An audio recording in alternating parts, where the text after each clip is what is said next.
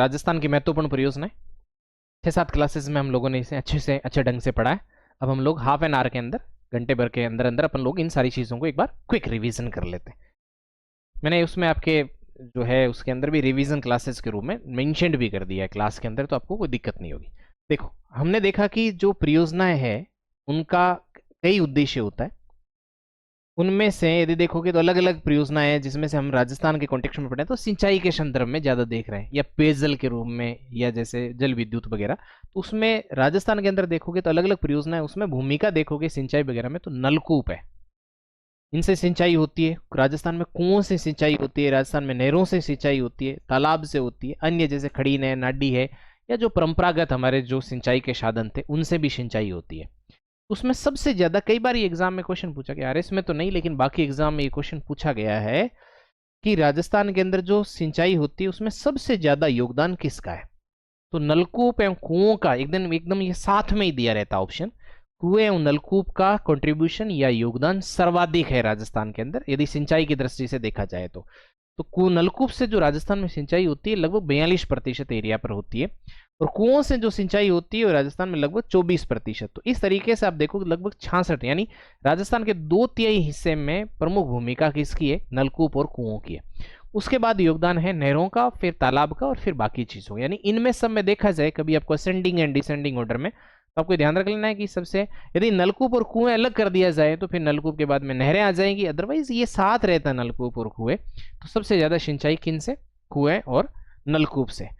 उसके बाद हम लोगों ने जो परियोजनाएं थी उसमें मैंने अलग अलग वर्गीकरण करके आपको बताया था कि सिंचित क्षेत्र के आधार पर और उद्देश्य के आधार पर भी हम इसे क्लासिफाई करके देख सकते हैं।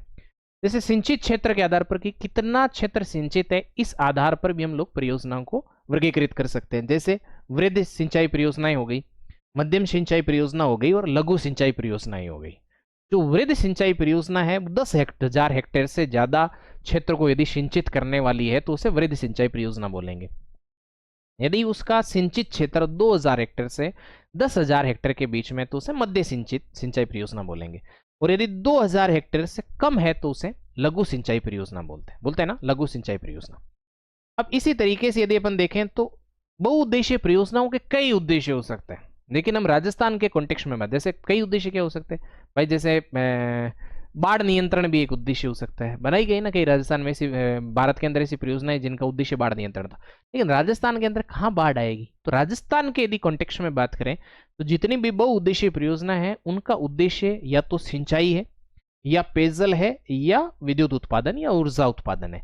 तो जब किसी योजना का उद्देश्य एक से ज्यादा होता है तो हम उसे बहुउद्देशीय परियोजना के अंदर लेते हैं। तो एक से ज्यादा उद्देश्य होगा तो राजस्थान में उसका उद्देश्य सिंचाई होगा, पेयजल होगा, क्योंकि राजस्थान में पानी की कमी है, तो सिंचाई होगा, पेयजल होगा, और ऊर्जा उत्पादन होगा। अब देखो, जैसे बहुउद्देशीय परियोजनाएं राजस्थान में हम लोगों ने बहुत सारी बहुउद्देशीय परियोजनाएं देखी थी, उनमें यदि अपन सबसे पहले अपने जो परियोजना पढ़ी थी वो पढ़ी थी भाखड़ा नांगल परियोजना। भाखड़ा नांगल परियोजना के बारे में मैंने आपको ये बताया था कि भाखड़ा नांगल जो परियोजना है इसके लिए एक बांध का निर्माण किया गया है, उस बांध का नाम है भाखड़ा। 2 बांध का निर्माण किया गया है, एक हो जाएगा आपके पास में भाखड़ा और दूसरा नांगल बांध, यानी भाखड़ा नांगल का संबंध भाखड़ा नांगल परियोजना का संबंध भाखड़ा नांगल बांध से है। तो जैसे आप यदि इंडिया के कॉन्टेक्स्ट में देखोगे तो आपको समझ में आएगा कि यहाँ पर जो यहाँ से एक नदी आती है जिसका नाम है सतलज नदी, ध्यान होगा आपको, ध्यान है ना। हाँ, इस सतलज नदी के ऊपर 2 बांध बनाए गए। एक यदि आप देखोगे तो हिमाचल प्रदेश के अंदर ही है, गुरदासपुर करके एक जगह है, वहां पर एक बांध है बिशलपुर बांध। वहां पर एक सॉरी वो क्या उसका जलाशय का निर्माण किया गया है, गोविंद सागर, बिशलपुर नहीं, कैसे दिमाग में, गोविंद सागर जलाशय का निर्माण किया गया है। गोविंद सागर जलाशय का कृत्रिम झील है, गोविंद सागर जलाशय का निर्माण किया गया है। इसके अंदर गोविंद सागर जलाशय जो है, उस गोविंद सागर जलाशय का निर्माण किया गया है कहां पर, हिमाचल प्रदेश के अंदर। हिमाचल प्रदेश के अंदर क्या बिरसलपुर डिस्ट्रिक्ट का नाम है, हाँ मैं तभी मेरे को ध्यान आ रहा था, बिरसलपुर डिस्ट्रिक्ट का नाम है। उस बिरसलपुर डिस्ट्रिक्ट के अंदर जो है एक जलाशय का निर्माण किया गया है, उस जलाशय का नाम है गोविंद सागर जलाशय। उसी गोविंद सागर जलाशय के बगल में एक बांध का निर्माण किया गया, उस बांध का नाम है भाखड़ा बांध। गुरदासपुर मत करिएगा, बिरसलपुर याद रखिए, बिरसलपुर डिस्ट्रिक्ट का नाम बिरसलपुर डिस्ट्रिक्ट है, वहां पर उस डिस्ट्रिक्ट के अंदर गोविंद सागर जलाशय, गोविंद सागर जलाशय के बगल में एक बांध बना है भाखड़ा बांध। भाखड़ा बांध बना हुआ है। उस भाखड़ा बांध कहां पर है सर? हिमाचल प्रदेश के अंदर है। इसी भाखड़ा बांध से ही थोड़ा सा नीचे आओगे 12-13 किलोमीटर, तो इसके 12-13 किलोमीटर नीचे आओगे तो नांगल बांध है, याद है आपको? भाखड़ा उसके बगल में थोड़ा सा नीचे आ जाओगे तो नांगल बांध है। ये भाखड़ा और नांगल बांध दोनों मिलाकर के परियोजना का नाम जो है, हाँ, गोविंद सागर जलाशय, दोनों को मिलाकर के भाखड़ा नांगल परियोजना कहलाते हैं। नांगल बांध कहां पर है सर? नांगल बांध पंजाब के अंदर है, ये याद रख लेना। और भाखड़ा बांध कहां है सर? भाखड़ा बांध कहां पर है? हिमाचल प्रदेश के अंदर, उससे जस्ट 12-13 किलोमीटर नीचे ही है।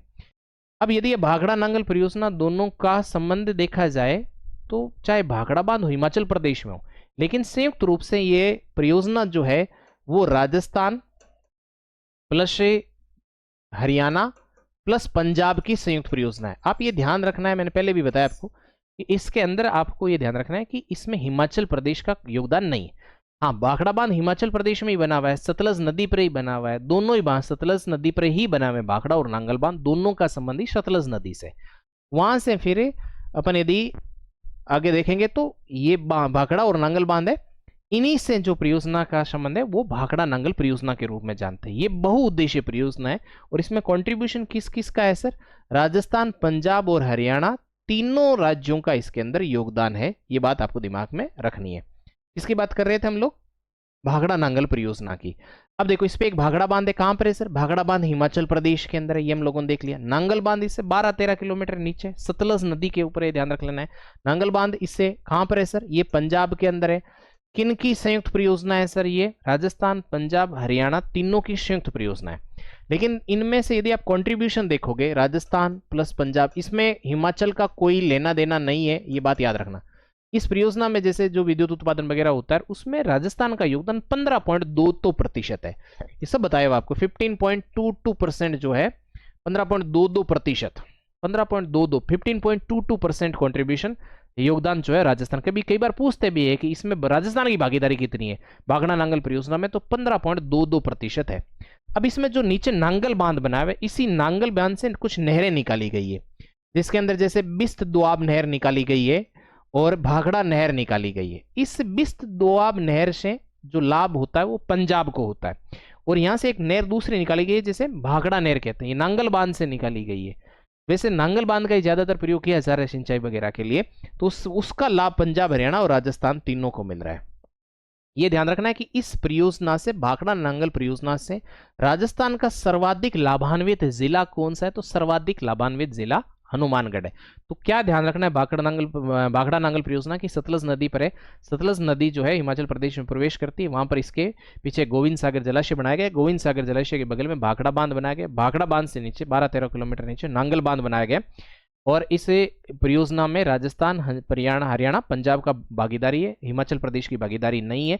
राजस्थान का इसमें जो भागीदारी है वो 15.22% है, 15.22% है, ध्यान रख लेना है। नांगल बांध से बिस्त दोआब नहर और भाखड़ा नहर, दो नहरें निकाली गई, इससे लाभान्वित पंजाब है और इससे लाभान्वित राजस्थान है। तो ध्यान रखना है, भाखड़ा नहर से राजस्थान लाभान्वित होता है। उसके बाद हम लोगों ने एक परियोजना पढ़ी थी, व्यास परियोजना, ध्यान होगा आपको।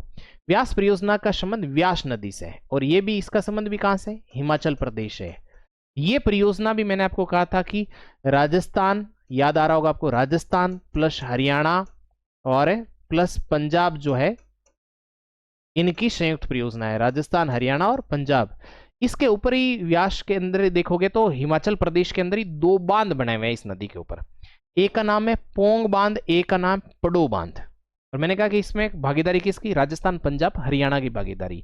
संबंध इसका हिमाचल प्रदेश है, लेकिन इस योजना में 3 राज्यों की महत्वपूर्ण भागीदारी है, राजस्थान, पंजाब और हरियाणा। इसमें 2 बांध है, जैसे पोंग बांध है और पंडो बांध है। पोंग बांध से राजस्थान को ज्यादा लाभ होता है, राजस्थान की भागीदारी इसमें 59%, और पंडो बांध जो है उसमें राजस्थान की हिस्सेदारी लगभग 20% है, 20% है। इसी पोंग बांध से ही जब राजस्थान के, जैसे इंदिरा गांधी नहर के अंदर जैसे पानी की मात्रा कम होती है तो पानी सप्लाई किया जाता है पोंग बांध से। इंदिरा गांधी नहर को सपोर्ट करने के लिए बना हुआ है पोंग बांध, तो इसमें पानी सप्लाई किया जाता है, आईजीएनपी के अंदर पानी आता है। आईजीएनपी कहां से निकल गई ये हम लोग अभी देखने वाले। तो इस तरीके से आपको ध्यान रखना है, राजस्थान, हरियाणा, पंजाब। कई बार पूछते हैं कि व्यास परियोजना, इसका संबंध इससे, जैसे 2023 के आरएस प्रीलिम्स में क्वेश्चन पूछा था कि माही बजाज सागर जो परियोजना है उसमें कौन कौन से स्टेट है, तो ऐसे ही कभी पूछ लेंगे भाखड़ा नांगल में भी राजस्थान हरियाणा पंजाब है, व्यास परियोजना के अंदर भी राजस्थान हरियाणा और पंजाब है, याद रखना है। उसके बाद हम लोगों ने कौन सी परियोजना देखी थी सर? हम लोगों ने देखा माही बजाज सागर परियोजना। माही बजाज सागर परियोजना ये आरएस में पहले पिछली बार क्वेश्चन पूछा गया था, ये राजस्थान प्लस गुजरात की संयुक्त परियोजना है। बताया आपको, राजस्थान प्लस गुजरात। माही नदी का संगम 3 राज्यों से है, पहले भी बता चुका हूं मैं कि माही नदी का संबंध जो है वो 3 राज्यों से है, जिसके अंदर आप ये देख रहे थे कि माही नदी एमपी से निकल रही है, राजस्थान से होते हुए गुजरात की खंबात की खाड़ी में जाके गिर रही है, लेकिन है और यहां से मेहंद झील से निकल रही थी, मेहंद झील से निकल रही थी, और राजस्थान के 2 जिले बांसवाड़ा और डूंगरपुर से इसका संबंध है। लेकिन इस माही बजाज सागर परियोजना के अंदर मध्य प्रदेश का कोई लेना देना नहीं है, जबकि माही नदी का उद्गम मध्य प्रदेश से होता है। माही नदी का संबंध 3 राज्यों से, मध्य प्रदेश से, राजस्थान से और गुजरात से, लेकिन माही जो परियोजना है उसका संबंध राजस्थान और गुजरात 2 से ही है, बात याद रखनी है। जिसमें राजस्थान की भागीदारी 45%, जो इसकी लागत वगैरह ये उसके अंदर भागीदारी 45%, और गुजरात की यदि भागीदारी देखोगे तो 55% है। तो राजस्थान की 45% और गुजरात की 55% है। इसके ऊपर 3 बांध बने हुए हैं माही बजाज सागर परियोजना। इसका यदि माही नदी पर देखोगे तो 3 बांध दिखेंगे आपको। एक बांध है जिसका नाम माही बजाज सागर बांध है, जो कि कहां पर बनाया हुआ है? माही बजाज सागर। माही बजाज सागर जो बांध बना हुआ है वो सर बना हुआ है बांसवाड़ा के अंदर, ठीक है। इस पर 2 बांध बांसवाड़े में बना है। एक इसके बाद आपको पिकअप बांध मिलेगा जिसका नाम है कागदी पिकअप बांध। कागदी पिकअप बांध, जो कागदी पिकअप बांध यहीं से वो निकाली गई है आपके पास, भीखा भाई जो नहर है, कागदी पिकअप बांध, ये भी बांसवाड़ा के अंदर ही है, ध्यान रख लेना है, ये भी बांसवाड़ा। एक आपके पास में मिलेगा जिसका नाम है कडाना बांध। कडाना बांध गुजरात में, याद रखना, इसका राजस्थान से कोई लेना देना नहीं, उसमें लागत भी गुजरात की आई है और वो बना हुआ भी गुजरात के अंदर है, लाभ भी गुजरात ही लेता है। लेकिन माही बजाज सागर बांध और कागदी पिकअप बांध का राजस्थान लाभ लेता है। इस परियोजना से लगभग 140 मेगावाट विद्युत उत्पादन होता है। 140 मेगावाट पर पूरा अधिकार राजस्थान का है, यानी इसमें जो 140 मेगावाट विद्युत उत्पादन होती है उसमें गुजरात का कोई लेना देना नहीं है। बाकी इसकी लागत वगैरह के आधार पर देखा जाए तो राजस्थान गुजरात की संयुक्त परियोजना है, जिसमें राजस्थान का योगदान 45% और गुजरात का 55% है। इस परियोजना में मध्य प्रदेश का कोई लेना देना नहीं। 3 बांध है, माही बजाज सागर बांध बांसवाड़ा, कागदी पिकअप बांध बांसवाड़ा और कडाना बांध गुजरात। इस पे 3 बांध बने हुए। ये दोनों पहले, सबसे पहले यदि सीक्वेंस में भी देखोगे तो सबसे पहले इसमें माही नदी के ऊपर माही बजाज सागर बना, फिर थोड़ा सा आगे चलोगे तो बांसवाड़ा के अंदर इस पे कागदी पिकअप बांध है, और फिर घूम करके नीचे आएगी तो यहाँ गुजरात में इस पे कडाना बांध बना हुआ है, जिस पर पूरी तरीके से नियंत्रण गुजरात का है। तो इस तरीके से हम लोगों ने ये परियोजना देखी थी, याद है। उसके बाद हम लोगों ने चंबल बहुउद्देश्य परियोजनाएं देखी थी। चंबल बहुउद्देश्य, चंबल नदी का संबंध 3 राज्यों से, मध्य प्रदेश के जानापाओ की पहाड़ियों से निकलती है, राजस्थान के अंदर चौरासीगढ़ से प्रवेश करती है, फिर राजस्थान के कई जिलों से, कोटा, चित्तौड़गढ़, कोटा, बूंदी, करौली, धौलपुर, सवाई माधोपुर से होते हुए यमुना में जाके गिरती है, इटावा, उत्तर प्रदेश। लेकिन इस परियोजना का संबंध राजस्थान प्लस मध्य प्रदेश है। इस परियोजना में उत्तर प्रदेश की कोई भागीदारी नहीं है, ये बात ध्यान रख लेना कि यूपी से जा रही है, इसका मतलब जहां से नदी जा रही है जरूरी नहीं है कि उसका योगदान। जैसे भाखड़ा बांध तो हिमाचल प्रदेश में बना है, लेकिन हिमाचल प्रदेश तो भाखड़ा नांगल परियोजना में नहीं है, तो जरूरी नहीं। या जैसे माही बजाज सागर परियोजना है तो माही नदी का संबंध तो 3 राज्यों से है, लेकिन मध्य प्रदेश का तो उस परियोजना में रिलेशन नहीं है। इसी तरीके से चंबल नदी यूपी से होके जा रही है यमुना के अंदर, लेकिन यूपी का इसमें भागीदारी नहीं है, क्योंकि यूपी के पास पहले से ही पानी पर्याप्त है, यमुना जैसी नदी है वहां पर, गंगा जैसी नदी है, क्या चाहिए उसको। तो जैसे राजस्थान प्लस मध्य प्रदेश का इसमें महत्वपूर्ण भागीदारी है। इसके अंदर दोनों राज्यों की भागीदारी 50-50% है, 50-50% दोनों राज्यों की भागीदारी है। राजस्थान प्लस मध्य प्रदेश दोनों का योगदान 50-50% है। इसके ऊपर 4 बांध बने हुए हैं। किसके ऊपर? चंबल नदी के ऊपर। एक बार मैप में बताता हूं आपको। जैसे हमारे पास ये चंबल नदी है, कहां से निकलेगी सर? मध्य प्रदेश से निकलेगी, फिर यहां से होते हुए ये ऐसे जाकर के इसमें मिलेगी सर, यमुना के अंदर मिलेगी। ये मेरे हिसाब से आपको ध्यान होगा, इस तरीके से यमुना नदी के अंदर जाके मिलेगी। तो यमुना की महत्वपूर्ण सहायक नदी है ये। यहां से जानापाओ की पहाड़ियां, विंध्यन श्रृंखला जो है उसी का भाग है। जानापाओ पहाड़ियां जो है, उन जानापाओ पहाड़ियां से ही कौन सी नदी निकल रही है? चंबल। यहां पर है चौरासीगढ़, जो चौरासीगढ़ है, चौरासीगढ़ चित्तौड़, यहां से प्रवेश करती है, फिर चित्तौड़, फिर आपके पास कोटा, बूंदी, करौली, धौलपुर, सवाई माधोपुर, इनसे होते हुए धौलपुर, इनसे होते हुए ये जाकर के वहां गिरती है। तो इन जिलों से इसका संबंध है। खैर, लेकिन इस पर जो पहला, सबसे पहला जो बांध बना वो बना हुआ है मध्य प्रदेश के अंदर। जो सबसे बड़ा बांध है इस नदी के ऊपर, गांधी सागर बांध। इस गांधी सागर बांध बना हुआ है। ये पहले चरण में, 3 चरण में इस पे बांध बनाए गए। पहले चरण में गांधी सागर बांध बना और कोटा बैराज बना है। यदि देखोगे तो इसके ऊपर पहला बांध गांधी सागर है। फिर जैसे ये प्रवेश करती है चित्तौड़ में, तो यहां पर इस पे एक बांध बना हुआ है जिसका नाम है राणा प्रताप सागर। ध्यान होगा आपको, राणा प्रताप सागर बांध है। और राणा प्रताप सागर बांध के बाद इस पर एक देखोगे तो जवार सागर बांध है। और जवार सागर के बाद यदि आप देखोगे तो इस पर एक बांध बना हुआ है जिसका नाम है कोटा बैराज। इस तरीके से 4 बांध हो गए इसके ऊपर। कौन कौन से?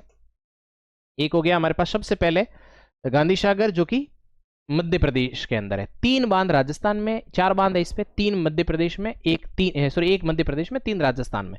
मध्य प्रदेश में गांधी सागर बांध है जो सबसे बड़ा है। राजस्थान में जो बांध बने उनमें सबसे बड़ा राणा प्रताप सागर है। जल भराव क्षमता भी राजस्थान में सर्वाधिक मिलेगी आपको इस बांध की। राणा प्रताप सागर बांध है, फिर उसके बाद जो जवार सागर है, उसके बाद कोटा बैराज है। इस तरीके से इस पे 4 बांध है। इसमें से जैसे गांधी सागर बांध है, राणा प्रताप सागर है, जवार सागर, इनसे विद्युत भी उत्पादन होता है। लेकिन यदि कोटा बैराज की बात करें तो पूरी तरीके से ये एक सिंचित बांध है, मतलब सिंचाई करने के लिए इसका प्रयोग किया जाता है। तो ये ध्यान रखना है कि 4 बांध है इसके अंदर। पहले चरण में, 3 चरणों में इसका निर्माण किया गया। जो 3 चरण है इसमें पहला चरण जो है, फर्स्ट चरण के अंदर, फर्स्ट फेज के अंदर कौन कौन सा बना? सबसे पहला ही बांध बना हुआ है इस पे गांधी सागर। गांधी सागर के बाद ही पहले ही चरण में उस बांध के बनने के बाद कोटा बैराज का निर्माण किया गया। और फिर यदि आप देखोगे तो दूसरे चरण या सेकंड फेज के अंदर इस पे जो बांध बना है उस बांध का नाम राणा प्रताप सागर। और फिर तीसरे फेज के अंदर, यानी अंतिम रूप से जो इस पे बांध बना है थर्ड फेज के अंदर, उस बांध का नाम है जवार सागर।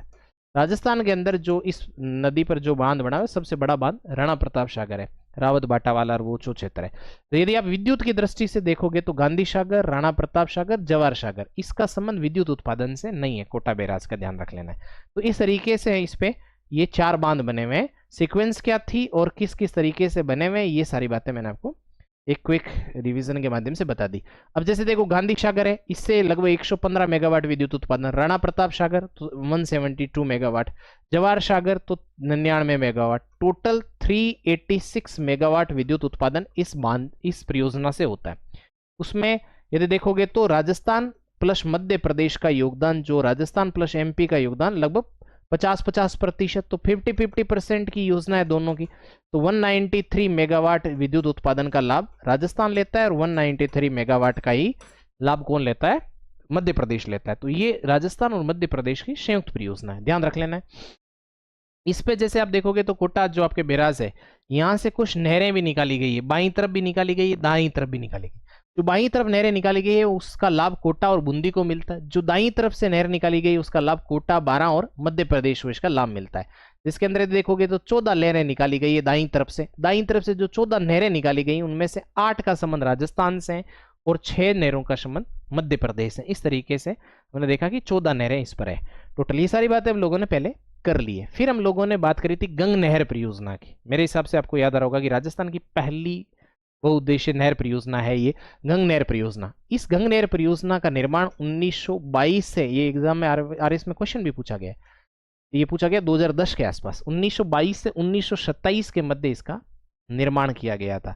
और इसका निर्माण करने का जो श्रेय जाता है वो बीकानेर के महाराजा गंगा सिंह को जाता है, जिसे आधुनिक राजस्थान का या आधुनिक भारत का भागीरथ कह करके हम लोग पुकारते हैं। 1922 से 1927 के अंदर इसका निर्माण किया गया। पहले इस नहर को, पुराना नाम इसका बीकानेर नहर परियोजना भी था। ये जो परियोजना है ये कौन सी नदी पर है? तो गंग नहर परियोजना भी सतलज नदी के ऊपर ही है। सतलज नदी के ऊपर ही पंजाब के अंदर फिरोजपुर जिले के अंदर ही हुसैनी वाला नाम है जगह, उस हुसैनी वाला से इस नहर को निकाला गया। बहुत लंबी नहर नहीं है, वो छोटी सी एक नहर है, उसमें से राजस्थान के अंदर बहुत कम, इसका मतलब है कि एरिया कवर करती है। राजस्थान के अंदर देखोगे तो सर्वाधिक लाभान्वित जिले गंगानगर हो जाएगा और अनूपगढ़ और गंगानगर जो जिले हैं वो इससे सर्वाधिक लाभान्वित जिले। कौन सी? गंग नहर परियोजना से। ये गंग नहर परियोजना है, इस पर 4 लिफ्ट नहरें हैं, एक करणी लिफ्ट नहर, एक समीजा लिफ्ट नहर, एक लालगढ़, एक लक्ष्मी नारायण। ये 4 लिफ्ट नहरें आपको याद रख लेना है कि कौन सी। करणी लिफ्ट नहर है, समीजा है, लालगढ़ है और लक्ष्मी नारायण लिफ्ट नहर है। ये 4 परियोजना लिफ्ट नहरें आपको इस गंग नहर परियोजना पे दिखेगी। ध्यान रख लें 1922 से 1927 के बीच में निर्माण हुआ। किसने? महाराजा गंगा सिंह। देखो यदि आप इंदिरा गांधी नहर की बात करोगे तो शार्दुल सिंह थे बाद में शासक, उनके समय वो परियोजना शुरू हुई। लेकिन ये परियोजना की यदि बात करोगे तो ये शुरू हुई किसके समय? गंगा सिंह के समय। तो 1922 से 1927 का समय। सर्वाधिक लाभान्वित जिले गंगानगर और अनूपगढ़ है। इसके बाद मैंने इंदिरा गांधी नहर परियोजना का तो 3-4 बार रिवीजन आपको करा दिया है, 2 दिन में पढ़ा है। मेरे को नहीं लगता है कि इसमें आपको कोई समस्या है। फिर भी अपन देख लेते हैं। इंदिरा गांधी नहर परियोजना सबसे महत्वपूर्ण है। 2016 आप यदि देखोगे 13, 16, 18 उधर तो आपको कंटिन्यू क्वेश्चन मिला है इनसे। तो राजस्थान नहर, इसका पुराना नाम नहर राजस्थान नहर था। इंदिरा गांधी नहर परियोजना है। इसको शुरू करने का श्रेय जो दिया जाता है वो तात्कालिक इंजीनियर हुआ करते थे बीकानेर के, उनको दिया जाता है, जिनका नाम है कंवर सेन। उन्होंने बीकानेर में पानी की आवश्यकता ऐसा करके एक 1948 में 1948 में एक रिपोर्ट दी थी। उसी रिपोर्ट के आधार पर फिर भारत सरकार ने इस परियोजना की शुरुआत करी और ये परियोजना जो है वो 2 चरणों के अंदर विकसित हुई है। पहला जो चरण है वो 1958 से लेकर के 1975 और इसका जो सेकंड फेज है वो हुआ है 1975 से लेकर के 1986। तो ये जो पहले 1948 के अंदर इसका मतलब जो एक तरीके से कह सकते हैं कि इसके शिल्पकार, वास्तुकार, इसके कल्पना करने वाले व्यक्ति ना, इसके बारे में विचार करने वाले व्यक्ति का नाम कंवर सेन है। उसके बाद इसकी नींव रखी गई 1958 के अंदर, वो रखी गई गोविंद वल्लभ पंत के द्वारा, तात्कालिक गृह मंत्री थे उनके द्वारा। और फिर इसकी जो है उसका उद्घाटन वो 1961 में तात्कालिक उपराष्ट्रपति हुए करते थे राधाकृष्णन, सर्वपल्ली राधाकृष्णन, उनके बाद में वो राष्ट्रपति भी बने, उन्होंने इसका उद्घाटन किया। तो इस तरीके से ये जो परियोजना है वो आगे बढ़ी 2 चरणों में। 1958 पहला चरण 1958 से 1975, दूसरा चरण है 1975 से 1986। इस तरीके से ये परियोजना आगे बढ़ी। उसमें पहले चरण के अंदर इसमें जो निर्माण किया गया वो 393 किलोमीटर का किया गया। दूसरे चरण में जो निर्माण किया गया वो 256 किलोमीटर का किया गया। पहले चरण में इसमें जो निर्माण हुआ वो हुआ हरीके बैराज से लेके मशीतावाली तक, जिसको हम लोग राजस्थान फीडर नहर कहते हैं। पहले चरण में जो निर्माण हुआ वो कुछ मतलब फीडर नहर का तो पूरा ही निर्माण कर दिया गया और कुछ हद तक देखोगे तो 189 जो है वो मुख्य नहर का भी निर्माण हुआ। तो पहले चरण के अंदर फीडर नहर का भी निर्माण हुआ है, मुख्य नहर का निर्माण भी हुआ है। और दूसरे चरण के अंदर तो फिर मुख्य नहर का ही निर्माण होगा, फीडर नहर कहां से आएगी। तो दूसरे चरण में मुख्य नहर का निर्माण हुआ। फीडर नहर मतलब मुख्य नहर में पानी लाने के लिए। तो ये जो फीडर नहर है ये हरीके बैराज कहां से, कौन सी नदी पर है ये आईजीएनपी, तो ये ध्यान रख लेना है कि आईजीएनपी का संबंध कौन सी नदी से है, तो सतलज नदी से। सतलज नदी के, सतलज और जो व्यास नदियों दोनों का संगम होता है पंजाब के फिरोजपुर डिस्ट्रिक्ट में। फिरोजपुर डिस्ट्रिक्ट में हरीके नामक स्थान पर, वहां से एक नहर निकाली गई है हरीके बैराज से। उस नहर का नाम है आईजीएनपी, इंदिरा गांधी नहर परियोजना, जो कि आप देखोगे तो भारत की सबसे बड़ी परियोजनाओं में से है इंदिरा गांधी नहर परियोजना। ये पश्चिमी राजस्थान जो है उसका काया पलट करने वाली है। इसे मरुगंगा के रूप में जानते हैं, पश्चिमी राजस्थान की जीवन रेखा के रूप में जानते हैं। है किस नदियों, किन नदियों पर? सतलज प्लस व्यास नदियां जहां मिल रही है फिरोजपुर डिस्ट्रिक्ट पंजाब, वहां से हरीके नामक स्थान से इस नहर को निकाला गया है। सबसे पहले एक फीडर नहर निकाली गई है। उस फीडर नहर का निर्माण 204 किलोमीटर किया गया है। 204 किलोमीटर फीडर नहर है। तो ये फीडर नहर है, ये है आपके पास में हरीके बैराज से मशीतावाली। मशीतावाली ये हनुमानगढ़ में, ये नहर जो है वो हनुमानगढ़ से ही राजस्थान में प्रवेश करती है। और मशीतावाली जो है वो हनुमानगढ़ के अंदर ही है। तो हरीके बैराज से मशीतावाली तक फीडर नहर है जिसकी लंबाई 204 किलोमीटर है। प्रथम चरण के अंदर 393 किलोमीटर बनी, उसमें से फीडर नहर हो गई 204 और 189 हो गई मुख्य नहर। उसके अंदर मुख्य नहर है वो मशीतावाली से पुंगल, मशीतावाली हनुमानगढ़ से पुंगल बीकानेर तक है, जो कि 189 किलोमीटर है। ये मुख्य नहर है, ध्यान रख लेना है। उसके बाद हम लोगों ने 256 किलोमीटर नहर का निर्माण किया सेकंड फेज के अंदर, जो कि मुख्य नहर है वो पुंगल से लेकर के मोहनगढ़ जैसलमेर, पुंगल बीकानेर से लेकर के मोहनगढ़ जैसलमेर तक। तो एक तरीके से देखा जाए तो मुख्य नहर कहां तक है सर, यदि इंदिरा गांधी नहर की मुख्य नहर का विस्तार कहां तक है तो मोहनगढ़ जैसलमेर तक है। तो पुंगल से, ये पुंगल बीकानेर से लेके मोहनगढ़ जैसलमेर तक इसकी लंबाई 256 किलोमीटर है, जिसका निर्माण सेकंड फेज के अंदर किया गया 1975 से लेकर 1986 के बीच में। कई बार बता चुका हूँ, कई बार रिवाइज करा चुका हूँ, अब भी नहीं याद हुआ है तो फिर दिक्कत है। उसके बाद हम लोगों ने देखा कि इस पे 7 लिफ्ट नेरें हैं और इसमें से और 9 शाखाएं हैं, जिसमें से एक लिफ्ट नेर का और 3 शाखाओं का निर्माण पहले चरण में किया गया। जैसे कंवर शयन लिफ्ट नेर का निर्माण जो है वो पहले चरण में कर दिया गया, बाकी जो 6 लिफ्ट नेरें उनका निर्माण दूसरे चरण में किया गया। इसी तरीके से यदि देखोगे तो सूरतगढ़, अनूपगढ़ और पुंगल, इनका निर्माण फर्स्ट फेज जो 1958 से 1975 का पहला चरण है, उसमें सूरतगढ़, अनूपगढ़, पुंगल ये पहले चरण में बनी शाखाएं हैं। बाकी जो 6 शाखाएं हैं आपके पास में ये सेकंड फेज में बनी है। तो इसमें यदि आप देखोगे तो सबसे पहले चरण में कंवर शयन लिफ्ट नहर, ये कंवर शयन लिफ्ट नहर सबसे लंबी लिफ्ट नहर भी है। और यदि आप देखोगे तेजाजी लिफ्ट नहर तो ये सबसे छोटी लिफ्ट नहर भी है। अब इनका कौन कौन 7 लिफ्ट नहर कौन सी है सर? 7 लिफ्ट नहरें सारी की सारी लिफ्ट नहरें बाईं तरफ निकाली गई है। जबकि यदि आप देखोगे शाखाएं तो एक रावतसर शाखा जो हनुमानगढ़ के अंदर है, इसको छोड़ करके सारी शाखाएं दाईं तरफ निकल गई, क्योंकि दाईं तरफ ढलान है तो ऑटोमेटिक उधर शाखाएं हो जाएगी। इधर पानी को अपलिफ्ट करना है तो सारी की सारी ये सब की सब जो है लिफ्ट नहरें ये बाईं तरफ है। ये ध्यान रखना है कि ये सारी की सारी लिफ्ट नहरें जो है वो इस नहर के बाईं तरफ है। जबकि यदि आप देखोगे ये शाखाएं हैं इसमें ये आपके बाईं तरफ है, बाकी सारी की सारी जो शाखाएं हैं ये सारी जितनी बाकी सब बच गई वो सारी की सारी किधर है सर? ये सब की सब फिर दाईं तरफ है। ये दाईं तरफ क्योंकि उधर ढलान है। तो यदि अपन बाईं तरफ देखें तो ये चौधरी कुंभाराम लिफ्ट नहर हो गई, सारी लिफ्ट नहरें बाईं तरफ है। कंवर शयन लिफ्ट नहर हो गई, पन्ना लाल बारूपाल हो गई, तेजाजी हो गई, डॉक्टर करणी सिंह हो गई, गुरु जबेश्वर हो गई और जय नारायण व्यास लिफ्ट नहर हो गई। ये मैंने बहुत अच्छे से आपको याद कराया। चौधरी कुंभाराम लिफ्ट नहर, चौधरी है तो सीमा बाउंड्री पर घूमेगा और सबके अंदर बीकानेर है। जैसे इसके अंदर भी बीकानेर तो होगा ही एक जिला, इसके अंदर भी एक जिला बीकानेर होगा ही होगा, इसके अंदर भी एक जिला बीकानेर होगा, एक इसके अंदर जिला बीकानेर होगा, इसके अंदर भी एक जिला बीकानेर होगा, इसके अंदर भी एक जिला बीकानेर होगा। सिर्फ एक जय नारायण व्यास लिफ्ट नहर है जिसके अंदर जिला बीकानेर नहीं हो, बाकी सब के अंदर बीकानेर है। तो एक जिला तो बीकानेर हो गया। इस जय नारायण व्यास लिफ्ट नहर के अंदर जिला बीकानेर नहीं है, ये ध्यान रखना है। तो चौधरी कुंभाराम लिफ्ट नहर है तो बाउंड्री वाले जिले मैंने कहा था कि जिले आपके जो बाउंड्री वाले जिले कौन से? जैसे हनुमानगढ़ हो जाएगा आपके पास में, बीकानेर हो गया, हनुमानगढ़ के बाद में उधर आपके बाउंड्री पर कौन हो गया? चूरू हो गया, उसके बाद कौन सा हो गया? झुंझुनू, और एक नया जिला नीम का थाना। तो ये जिले बीकानेर, हनुमानगढ़, चूरू, झुंझुनू, नीम का थाना ये चौधरी कुंभाराम लिफ्ट नहर के अंदर है। याद है?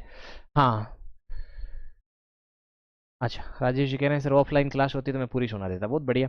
फिर कंवर शयन लिफ्ट नहर है तो देखो बीकानेर है तो फिर मैंने कहा कि यहाँ से फिर कुंवारे लोग, बीकानेर के कुंवारे लोग या गंगानगर के कुंवारे लोगों की सारे शादी करने बीकानेर में आते हैं, बीकानेर के कुंवारे लोग सारे शादी करने गंगानगर जाते हैं। जैसे भी याद करना है तो इसमें गंगानगर भी हो जाएगा और अनूपगढ़ भी हो जाएगा क्योंकि अनूपगढ़ नया बन गया है। तो ये आपके पास में कौन से हो जाएंगे? जिले हो जाएंगे कंवर शयन के अंदर। फिर बन्ना लाल बारूपाल है तो बीकानेर है, बीकानेर के साथ फिर नागौर है। पहले तो बीकानेर और नागौर दो ही होते थे, अब एक नया जिला बन गया डीडवाना कुचामन, तो वो भी इसके अंदर आ जाएगा। तो ये हम लोगों ने इसके अंदर जिले देखे थे। फिर तेजाजी लिफ्ट नहर है, इसका सबसे छोटी लिफ्ट नहर है, इसका संबंध केवल और केवल कहां से है सर? इसका संबंध केवल बीकानेर से ही है, केवल बीकानेर से इसका रिलेशन है। फिर हम लोगों ने डॉक्टर करणी सिंह लिफ्ट नहर देखी थी। डॉक्टर करणी सिंह लिफ्ट नहर है तो मैंने कहा करणी माता का संबंध बीकानेर से भी है, जोधपुर से भी है, तो बीकानेर हो जाएगा आपके पास में और जोधपुर भी हो जाएगा। यदि जोधपुर होगा तो जोधपुर शहर भी हो जाएगा, जोधपुर ग्रामीण भी हो जाएगा और फलोदी भी हो जाएगा। तो ये फिर जिले आ जाएंगे जोधपुर ग्रामीण, फलोदी, बीकानेर। ये फिर गुरु जाम्बेश्वर है तो इसके अंदर मैंने कहा कि जे वाले जो है उसमें दोनों जे वाले जिले आ जाएंगे। तो बीकानेर है तो जैसलमेर भी आएगा और जैसलमेर के साथ में जोधपुर भी आ जाएगा। और इधर यदि आप देखोगे तो फिर जय नारायण है तो इसमें जे से है तो दोनों ही जे वाले जिले आ जाएंगे। एक आपके पास में जैसलमेर आ जाएगा, फिर एक आपके पास में जोधपुर हो जाएगा। तो जैसलमेर हो गया, जोधपुर होगा, बीकानेर प्लस जैसलमेर प्लस जोधपुर, ये आपके पास में इससे लाभान्वित जिले हैं। तो आपको ध्यान रखना है, मैंने सारे याद करवाए आपको। उसके बाद हम लोगों ने नहरों की बात करी थी तो रावरसर आपको याद है कि हनुमानगढ़ के अंदर है, तो ये शाखा हनुमानगढ़ के अंदर है, ध्यान होगा आपको, हनुमानगढ़ रावरसर। फिर ये आपके पास में सूरतगढ़ हो गया तो ये गंगानगर के अंदर हो जाएगा, गंगानगर में ही है, तो ये गंगानगर के अंदर। अनूपगढ़ कहाँ हो जाएगा सर? अनूपगढ़ अपने आप में जिला बन गया, किसी का मोहताज थोड़े, तो अनूपगढ़ में हो जाएगा। पुंगल, दांतोर, बिरशलपुर ये जो इनका संबंध है, जैसे पुंगल है तो इसका संबंध बीकानेर से भी हो जाएगा और अनूपगढ़ से भी हो जाएगा, बीकानेर से भी हो जाएगा, अनूपगढ़ से भी हो जाएगा। दांतोर, बिरशलपुर, चारणवाला इनका संबंध शाखाओं का संबंध बीकानेर से हो जाएगा, और फिर आपके पास में 2 शाखाएं बची, शहीद बीरबल और शहीद सागरमल गोपा, इनका संबंध फिर आपके जैसलमेर से हो जाएगा। अब कितना याद है आप लोगों को वो आप जानते हैं भाई। फिर इसके अंदर 3 उपशाखाएं हैं, जिसके अंदर लीलवा और दीघा का संबंध जैसलमेर से है, और आपके पास यदि अपन देखें बाबा रामदेव शाखा, तो इसका संबंध बाड़मेर से है, और ये इसका अंतिम बिंदु भी है जो कहां तक जा रही है, गडरा रोड बाड़मेर तक जा रहा है। तो ये गडरा रोड बाड़मेर, इससे गडरा रोड बाड़मेर जो है ये इसका अंतिम बिंदु भी है इस नहर का, जिसका निर्माण 1986 के उपशाखाओं का निर्माण 1986 के बाद किया गया, यानी दूसरे चरण के बाद में इसका निर्माण हुआ। तो ध्यान रखना है, ये लीलवा हो गया, दीघा हो गया और बाबा रामदेव हो गया। उसके बाद हम लोगों ने एक नहर देखी थी, परियोजना देखी थी, राजीव गांधी सिद्धमुख नहर परियोजना। ये भी आरएस प्रीलिम्स में क्वेश्चन आया हुआ इससे। सर्वाधिक लाभान्वित जिले कौन से हैं, यही सबसे ज्यादा क्वेश्चन पूछा जाता है, ध्यान रखना। तो इसका उद्देश्य है रावी व व्यास के जो अतिरिक्त जल है, रावी और व्यास नदियों का जो अतिरिक्त जल है, उस अतिरिक्त जल का प्रयोग करना। राजस्थान के अंदर यदि देखोगे तो इससे परियोजना से लाभान्वित जिले, सर्वाधिक लाभान्वित जिले, याद रख लेना, एग्जाम में क्वेश्चन आता है हनुमानगढ़ और चूरू। वैसे हनुमानगढ़ की कुछ ही तहसीलें नौर भादरा, और चूरू की कुछ ही तहसीलें राजगढ़ और तारानगर, कुछ ही तहसीलें इससे लाभान्वित होती है। लेकिन ऐसे ही पूछा है एग्जाम में क्वेश्चन कि इससे सर्वाधिक सिद्धमुख नहर परियोजना, राजीव गांधी सिद्धमुख नहर परियोजना जो है, राजीव गांधी जी के नाम पे इसका नाम रखा गया, राजीव गांधी, उन्होंने इसका उद्घाटन करा था एक्चुअली, इसीलिए। तो हनुमानगढ़ और चूरू सर्वाधिक लाभान्वित जिले, सबसे ज्यादा क्वेश्चन पूछा गया। आरएस प्री में क्वेश्चन पूछा गया, एग्जैक्ट याद नहीं रहा 16 में या 18 में, लेकिन ये क्वेश्चन आया आरएस प्री के अंदर कि सर्वाधिक लाभान्वित जिले कौन से। पहले ये इस परियोजना की शुरुआत 1989 में हुई थी, तो 1989 से 1998 तक इसको सपोर्ट करा था, आर्थिक सहयोग जो करा वो करा यूरोपियन यूनियन ने। लेकिन बाद में जो अपन लोगों ने परमाणु परीक्षण करा था, उसके बाद वो उसने हाथ पीछे खींच लिए। उसके बाद ये परियोजना जो कंप्लीट हुई वो हुई नाबार्ड की सहायता से। लेकिन ये ध्यान रखने वाली बात सबसे ज्यादा है कि इससे सर्वाधिक लाभान्वित जिले कौन से हैं। एक तो रावी व व्यास के अतिरिक्त जल का उपयोग करना इसका उद्देश्य, और एक हनुमानगढ़ और चूरू इसके सर्वाधिक लाभान्वित जिलों के अंतर्गत आते हैं, ये ध्यान रखना है। फिर हम लोगों ने ईआरसीपी, आप पक्का पढ़ के जाना, मेरे हिसाब से ईआरसीपी से आपसे क्वेश्चन पूछ लेगा। तो ईस्टर्न राजस्थान कैनाल प्रोजेक्ट परियोजना है, और इस परियोजना की शुरुआत पिछली जो बीजेपी गवर्नमेंट थी, वसुंधरा राजे सरकार थी, वसुंधरा राजे के काल में हुई। 2017 में इसको एक तरीके से ड्राफ्टिंग हुई थी, 2017 के अंदर इसकी ड्राफ्टिंग हुई थी।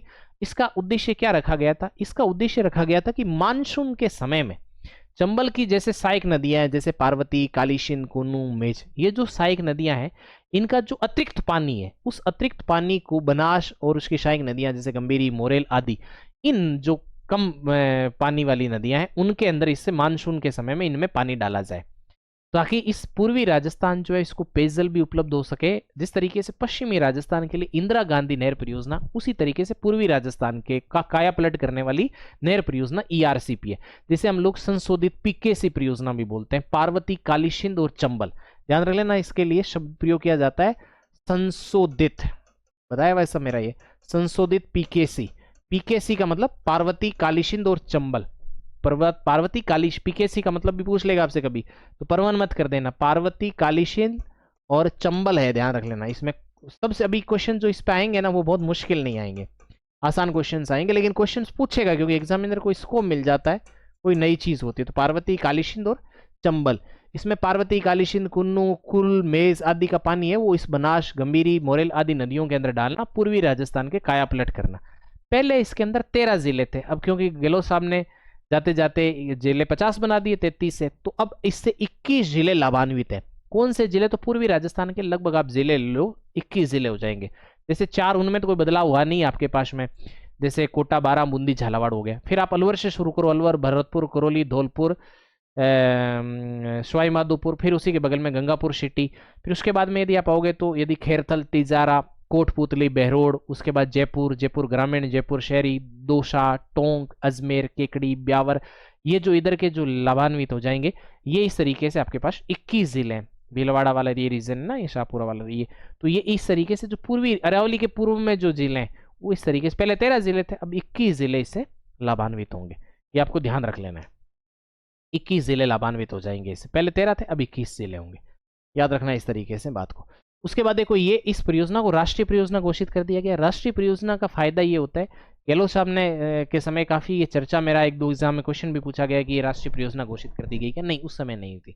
अब इसका क्या रहेगा आर्थिक इकोनॉमिक रेशियो, वो तो एक अलग बात है, लेकिन राष्ट्रीय परियोजना किसी को घोषित करते हैं तो उसमें ये होता है कि 90% जो पैसा है वो अनुदान है, अनुदान के रूप में केंद्र सरकार से मिल जाता है, राज्यों को 10% ही खर्च करना होता है, तो बहुत बड़ा लाभ होता है इससे।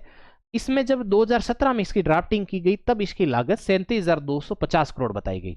फिर गहलोत साहब के समय इसमें ज्यादा काम हुआ नहीं। वापस जब भजनलाल जी मुख्यमंत्री बने तब केंद्र में बीजेपी की सरकार और राज्यों में, मध्य प्रदेश में भी बीजेपी की सरकार और राजस्थान में भी बीजेपी की सरकार, तो तीनों के बीच में मिलाकर के एक एमओयू, मेमोरेंडम ऑफ अंडरस्टैंडिंग, किसके बीच में, सेंट्रल गवर्नमेंट के बीच में, एमपी गवर्नमेंट के बीच, इसमें यूपी का कोई लेना देना नहीं है, और राजस्थान के बीच में एक एमओयू साइन हुआ, और उसके तहत जो है इस नहर से राजस्थान को लाभ होगा, राजस्थान को भी होगा, मध्य प्रदेश को भी होगा। इसकी लागत 37,250 करोड़ उस समय 2017 मांगी गई, फिर कहा कि 43,000 करोड़। अभी सरकार ने सर्वे करा तो कहा कि लगभग 45,000 करोड़ रुपए इस पर खर्च आएगा, लेकिन राष्ट्रीय परियोजना घोषित हो गई तो ज्यादा कुछ राजस्थान को कोई परेशान होने की बात है नहीं। इस पर 6 बैराज तथा एक बांध का निर्माण किया जाएगा इसके ऊपर। इसके अलावा जैसे बिशलपुर बांध है आपके पास में, इसरदा बांध है, इन सब बांधों का भी नवीनीकरण होगा। इस तरीके से पूर्वी राजस्थान का कायापलट होने वाला है। इस पे देखोगे तो लगभग पूर्वी राजस्थान का लगभग 23 पॉइंट, लगभग 24% के आसपास इतना ही एरिया है, वो पूरा का पूरा सिंचित जो क्षेत्र है उसके रूप में परिवर्तित हो जाएगा। लगभग 41% जनसंख्या रहती है इस साइड में, तो उसको पूरी जनसंख्या को लाभ होगा इससे। इसके बाद देखो रामगढ़ बेरा, इस पे कुछ बैराज और बांध बनाए गए हैं, ये याद रख लेना आपकी कौन सा बांध बना है, कहां पर बना है, कौन सी नदी पर बना है। यहां से एक क्वेश्चन आ जाएगा, बहुत इंपॉर्टेंट है, गलत मत करना एग्जाम के अंदर। हाँ नमस्कार रमेश जी, बहुत दिनों बाद दिखे आप।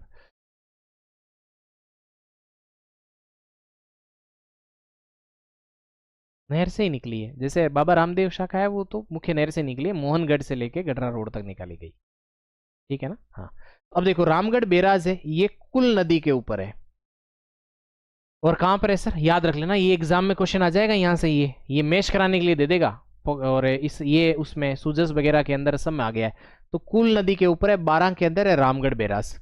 उसके बाद महलपुर बैराज भी है जो कि पार्वती नदी पर है और 12 के अंदर है। नवनेरा बैराज है वो कालीसिंध पर है और कोटा के अंदर है, गलत मत करना इनको किसी को भी, याद रख लेना, सब लिखा है मैंने आपको। ये मेज है तो मेज नदी के ऊपर ही है और बूंदी के अंदर है। राठौड़ बैराज है तो बनास नदी पर है, सवाई माधोपुर के अंदर है। डूंगरी बांध है बनास नदी पर है और सवाई माधोपुर के अंदर है। तो इसके कुछ बांध और बैराज वगैरह मध्य प्रदेश में भी बने, वो मध्य प्रदेश हम नहीं पढ़ रहे, हम राजस्थान पढ़ रहे हैं, तो राजस्थान की बात कर लेते हैं। तो ये बहुत इंपॉर्टेंट है, मेरे को लगता है कि यही एक क्वेश्चन बन जाएगा आपके सामने। एक क्वेश्चन यदि परियोजनाओं से पूछेगा तो पक्का पूछना चाहिए, और सूजस में भी आ गया है, करंट में भी चर्चा में, राजस्थान गवर्नमेंट के डॉक्यूमेंट्स वगैरह है उनमें भी है। मेरा ऐसा अनुमान है कि 100% इनसे क्वेश्चन इस बार मैच कराने के लिए दे देगा कि ये कौन सा बांध कहाँ पर या किस नदी पर बना हुआ है, कौन कौन से बांध है। तो ये गलत मत कर देना इस परियोजना से, मेरे को लगता है यहीं से आपको क्वेश्चन मिल जाएगा इस बार, तो ज़्यादा परेशान नहीं होना पड़ेगा आपको।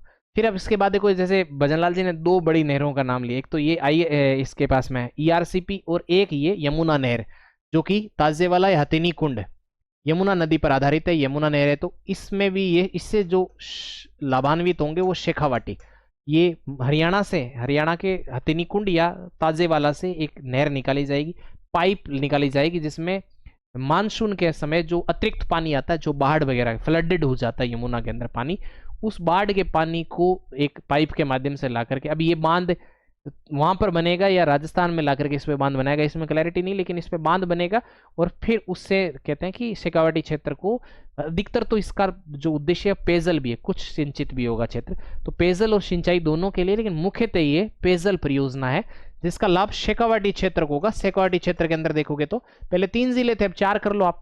शेखावाटी क्षेत्र के अंदर शिक्कर हो गया, चूरू हो गया, झुंझुनू, ये 3 ही जिलों की बात है, लेकिन अब एक नया जिला बन गया तो नीम का थाना। तो शेखावाटी क्षेत्र को लाभ होगा किससे, यमुना नहर से। इसी तरीके से एक गुड़गांव नहर है जिसे अब पश्चिमी यमुना लिंक नहर परियोजना के रूप में जानते हैं, और ये राजस्थान प्लस हरियाणा की संयुक्त परियोजना है और यमुना नदी के ऊपर ही बनी हुई परियोजना है। इससे लाभान्वित जिले राज्य होंगे वो हरियाणा और राजस्थान होंगे, और इससे राजस्थान के अंदर जो लाभान्वित जिला है वो डीग है। डीग की भी जैसे कामा तहसील वगैरह है, महत्वपूर्ण रूप से देखें तो डीग जिला इससे सर्वाधिक लाभान्वित है। तो गुड़गांव नहर जिसे अब पश्चिमी यमुना लिंक नहर परियोजना के रूप में जानते हैं, दोनों राजस्थान और हरियाणा की संयुक्त परियोजना है। राजस्थान के अंदर सर्वाधिक जिला यदि लाभान्वित देखा जाए, पहले ये भरतपुर जिला हो जाता था, अब ये डीग जिला सबसे ज्यादा लाभान्वित है इसके अंदर। फिर हमने देखा कि एक भरतपुर नहर है, भरतपुर नहर जो है वो भी राजस्थान प्लस यूपी, यमुना से निकाली गई है, यमुना के भी आगरा क्षेत्र से इस नहर को निकाला गया है। राजस्थान का एक ही जिला भरतपुर इससे लाभान्वित होता है, भरतपुर नहर से। तो ये इस तरीके से हम लोगों ने कुछ महत्वपूर्ण नहरें देखी थी। उसके बाद हमने एक नहर और देखी थी जिससे आरएस प्रीलिम्स में क्वेश्चन आ गया है, तो क्वेश्चन पूछे गए इनसे मैं आपको बता ही चुका हूं कि कौन से साल क्या क्या क्वेश्चन आया। आरएस प्री में क्वेश्चन आया था नर्मदा नहर परियोजना से, कौन सी ऐसी नहर है जिससे बूंद बूंद सिंचाई या फवारा सिंचाई या स्प्रिंकलर सिंचाई के रूप में महत्व दिया गया है, तो वो नर्मदा नहर परियोजना है, ध्यान रख लेना। नर्मदा नहर जो है एक नर्मदा बहुउद्देशीय परियोजना भी है। नर्मदा बहुउद्देशीय जो परियोजना है उसका मैंने आपको बताया था कि नर्मदा बहुउद्देशीय जो परियोजना है उसका संबंध कौन कौन से राज्यों से है। ऑब्वियस है कि हम राजस्थान में पढ़ रहे हैं तो राजस्थान होगा ही होगा, मध्य प्रदेश भी है, गुजरात ही। वैसे नर्मदा नदी का संबंध तो राजस्थान मध्य प्रदेश प्लस गुजरात से है, लेकिन नर्मदा बहुउद्देशीय परियोजना में एक भागीदार राज्य महाराष्ट्र भी है, याद रख लेना। नर्मदा नदी बहती तो मध्य प्रदेश से होते हुए गुजरात से होते हुए ही है, केवल राजस्थान से भी नहीं है। यानी नर्मदा नदी का संबंध बहाव का प्रवाह क्षेत्र, अपवाह क्षेत्र का संबंध तो राजस्थान से भी नहीं है, अपवाह क्षेत्र का संबंध तो मध्य प्रदेश और गुजरात से ही है। लेकिन भागीदार राज्य दो और है, एक जैसे राजस्थान है वैसे ही महाराष्ट्र है। तो अपवाह क्षेत्र का संबंध होना जरूरी नहीं है किसी बहुउद्देशीय परियोजना में किसी राज्य की भागीदारी। जैसे नर्मदा राजस्थान में भी नहीं आती, महाराष्ट्र में भी नहीं जाती, मध्य प्रदेश और गुजरात में भी आती है। लेकिन जो नर्मदा बहुउद्देशीय परियोजना है उसका संबंध राजस्थान मध्य प्रदेश प्लस गुजरात प्लस महाराष्ट्र से है। उसी इस परियोजना के तहत ही मैंने आपको एक बात बताया था कि गुजरात के अंदर इस पे एक बांध बना हुआ है जिसका नाम है सरदार सरोवर बांध। याद आ रहा है क्या आपको? जो सरदार सरोवर बांध है उसी सरदार सरोवर बांध से एक नहर निकाली गई है, ध्यान में होगा आपको। उस सरदार सरोवर बांध से एक नहर निकाली गई है जैसे ये गुजरात वाले रीजन में, और वो फिर यहां से राजस्थान में सांचौर जिले के अंदर, सांचौर के अंदर सिल्लू गांव है, उस सिल्लू गांव से ये राजस्थान के अंदर प्रवेश करती है, सांचौर जिले से एंटर करती है। और राजस्थान के दो ही जिले लाभान्वित हैं, सांचौर से फिर ये होके बाड़मेर के कुछ क्षेत्र में गुड्डा मलानी क्षेत्र है वहां तक जाती है। तो राजस्थान के दो ही जिले इससे लाभान्वित है नर्मदा से। एक आपके पास में सांचौर, सांचौर से एक्चुअली ये प्रवेश करती है। पहले जालोर जिला लाभान्वित था, तो जालोर में भी सर्वाधिक लाभान्वित तहसील हुआ करती थी सांचौर। अभी सांचौर अलग हो गया तो हम लोग क्यों जालोर को ढोएं। तो बाड़मेर और सांचौर जिला इससे लाभान्वित है, ये ध्यान रख लेना है। और ये ऐसी नहरें जो इसमें सबसे पहले फंवारा सिंचाई या बूंद बूंद सिंचाई को महत्व दिया गया था। तो ये क्वेश्चन पूछा गया था आरएस के अंदर, बूंद बूंद सिंचाई या फंवारा सिंचाई के अंतर्गत महत्व किस नहर को दिया गया, तो नर्मदा नहर परियोजना। लाभान्वित जिला भी पूछते हैं कई बार, सांचौर और बाड़मेर। राजस्थान में प्रवेश कहां से करती है नर्मदा नहर, तो सिल्लू गांव सांचौर से प्रवेश करती। कहां से इसको निकाली गई है, तो सरदार सरोवर बांध से। सरदार सरोवर बांध कहां पर बना हुआ है, नर्मदा नदी पर, गुजरात के अंदर बना हुआ है। इस पर 3 लिफ्ट नहरें भी बनाई गई, एक सांचौर लिफ्ट नहर तो आपको याद रह जाएगा, एक भादरिया लिफ्ट नहर है, और पानरिया लिफ्ट नहर है। तो ये भादरिया, पानरिया, सांचौर लिफ्ट नहर ये नर्मदा नहर से जो परियोजना है उसी पर ये 3 लिफ्ट नहरें। नर्मदा नदी से संबंध है। नर्मदा बहुउद्देशीय परियोजना का संबंध राजस्थान, मध्य प्रदेश, गुजरात और महाराष्ट्र से, लेकिन नर्मदा नहर का संबंध गुजरात और राजस्थान है। राजस्थान में कहां से एंटर करती है, तो सिल्लू गांव से एंटर करती है। सिल्लू गांव कहां, तो सांचौर में। कौन से लाभान्वित जिले, तो सांचौर और बाड़मेर जिला। कौन सी लिफ्ट नहरें, तो पानरिया, भादरिया, सांचौर, ये लिफ्ट नहरें। इसके ऊपर खास बात इसकी है कि बूंद बूंद सिंचाई या फंवारा पत्ती। बूंद बूंद सिंचाई एक आगे भी आएगी, परमन परियोजना जो झालावाड़ से संबंधित है, वो भी आरएस में क्वेश्चन पूछा गया, उसका संबंध भी बूंद बूंद सिंचाई से है। अब उसके बाद कुछ अन्य परियोजनाएं जिसको आज ही हम लोगों ने पढ़ा था, उनको एक बार आपको फटाफट मैं रिवाइज करा देता हूँ, याद करना है आपको, ठीक है। हाँ, वसुंधरा जी के समय देखो, जाखम परियोजना। जाखम परियोजना का संबंध जाखम नदी पर स्थित जाखम बांध से है। जाखम नदी का संबंध कहां से, प्रतापगढ़ से। जाखम नदी का उद्गम प्रतापगढ़ की भंवर माता की पहाड़ियों से होता है, और फिर वो सोम माही और जाखम के रूप में एक संगम बनता है डूंगरपुर बेणेश्वर नामक स्थान, नवा टापरा बेणेश्वर, वहां पर जो वहां पर माघ पूर्णिमा को मेला भरता है और आदिवासियों को कुंभ कहलाता है। तो वही जाखम नदी का उद्गम ही प्रतापगढ़ से होता है। वहां पर जाखम बांध बना है जो राजस्थान का सबसे ऊंचा बांध है, और इसी पर जाखम परियोजना है जिससे सर्वाधिक लाभान्वित जिला प्रतापगढ़ है। और ये जाखम बांध बना हुआ भी प्रतापगढ़ में, जो राजस्थान का सबसे ऊंचा बांध है, 81 मीटर ऊंचा है, याद रखना है। उसके बाद अनाश परियोजना। तो अनाश जो परियोजना है उसका संबंध अनाश नदी से है। अनाश नदी जो है वो हमने अभी देखा था थोड़ी देर पहले ही कि अनाश नदी जो है वो इधर से माही नदी की सहायक नदी है। माही नदी कहां से आ रही है, मध्य प्रदेश की मेंध झील से निकल करके आ रही है, राजस्थान से होते हुए गुजरात में खंबात की खाड़ी में जाके गिर रही है। इसकी एक बाईं तरफ से आकर के एक सहायक नदी जो मध्य प्रदेश आ रही है, उस नदी का नाम है अनाश। वैसे वेत्रक, शई, हतमती, ये ना, ये सॉरी, ये अनाश, एराव, वो मैंने आपको साबरमती बोल दी। अनाश हो जाएगा, एराव हो जाएगा, चाप हो जाएगा, सोम हो जाएगा, जाखम हो जाएगा। ये किसकी सहायक है? ये माही की। उनमें से एक अनाश और एक उधर से जाखम, एक इधर से उदयपुर से सोम, ये सहायक नदियां हैं किसकी? माही की। उसमें अनाश नदी मध्य प्रदेश आ रही है। इसी के ऊपर बांसवाड़ा के अंदर ये एक परियोजना है जिसका नाम अनाश परियोजना है, ध्यान रख लेना है। इसके बाद परवन है। परवन किसकी सहायक है? परवन है चंबल की सहायक। यदि आप देखोगे तो मध्य प्रदेश के अंदर ही हम लोगों ने ये चीजें देख ली थी, नोट कर ली थी ना। हाँ, मध्य प्रदेश से ही आ रही है कुछ नदियां। जैसे हमारे पास ये राजस्थान है, और राजस्थान के अंदर यदि आप देखोगे तो इधर से जा रही है एक चंबल नदी। चंबल की सहायक हमने देखा काली सिंध है, आऊ है, फिर एक इधर से परवन आ रही है। परवन भी काली सिंध में मिल रही है, कोटा वाले क्षेत्र में। लेकिन इसी परवन नदी के ऊपर ही परवन परियोजना है, जो कि कहां पर, ये क्वेश्चन पूछा हुआ है, झालावाड़ के अंदर है, ध्यान रखना। इसमें भी बूंद बूंद सिंचाई को महत्व दिया गया है। तो कौन सी परियोजना? परवन परियोजना का संबंध झालावाड़ से, ये याद रख लेना। बूंद बूंद सिंचाई को महत्व दिया गया है और परवन नदी के ऊपर है। कहां पर है? झालावाड़ में। ऐसे बिशलपुर परियोजना, जो पहले जो बिशलपुर बांध है, वो बना हुआ कहां पर है? बनास नदी पर। आज भी बनास नदी पर ही है। पहले ये टोंक के अंदर आता था, अब टोडा रायसिंह केकड़ी के अंदर है। लाभान्वित जिले इससे केकड़ी, टोंक, अजमेर, जयपुर, ये इससे लाभान्वित जिले हैं। ये अपने को ध्यान रखना है, ब्यावर वगैरह। तो ये बिशलपुर बांध हो गया, बिशलपुर बांध हो गया, ईशरदा बांध हो गया, ये बनास नदी पर ही है, ध्यान रख लेना। बिशलपुर बांध खेकड़ी के अंदर हो जाएगा और आपका ईशरदा बांध सवाई माधोपुर के अंदर हो जाएगा। बहुत इंपॉर्टेंट बांध है ईशरदा बांध भी, याद रख लेना। ईशरदा बांध कहां पर? बनास नदी पर है, सवाई माधोपुर के अंदर है। उससे लाभान्वित जिले टोंक, दौसा, जयपुर, सवाई माधोपुर, गंगापुर सिटी आदि। ऐसे ही देखो जवई, लूनी और उसकी सहायक नदियों से संबंधित कुछ बांध देखे थे हमने।